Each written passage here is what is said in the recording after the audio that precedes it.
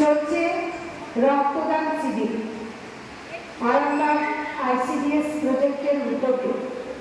সাথে আছেন আরামবাগ মহকুমা ব্লাড ডোনেশন ক্যাম্পের কর্তা ব্যক্তিরা, যারা স্বেচ্ছায় রক্তদান করতে চান, একটি থ্যালাসেমিয়া বাচ্চার প্রাণ বাঁচাতে, একটি নতুন প্রজন্মকে এই পৃথিবীর সুন্দর আলো দেখাতে, তারা স্বেচ্ছায় রক্তদান করুন।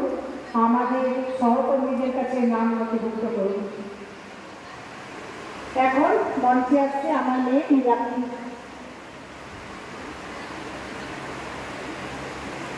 উনি একটি নৃত্য পরিবেশন করছেন।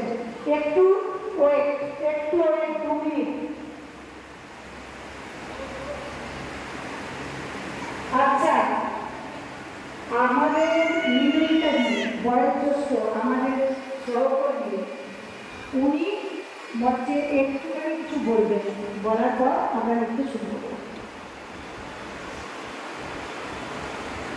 সবাইকে ধন্যবাদ এবং নমস্কার জানিয়ে আমি 91 সালের কর্মী। একটা কথা বলি, আমরা 32 বছর কাজ করে যে আমরা করতে পেরেছি, মধুমিতা, মিঠু এরা সবাই একটা জীবন কাজ করে দেখিয়ে দিয়েছে এবং পরপর করেই যাচ্ছে। সেই জন্য আমরা সমস্ত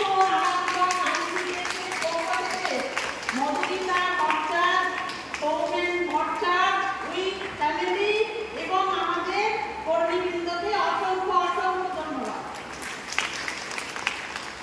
হ্যাঁ, মিডিয়ার সামনে একটা কথা না বললেই একদম কি বলবো, অসম্পূর্ণ হয়ে যাবে।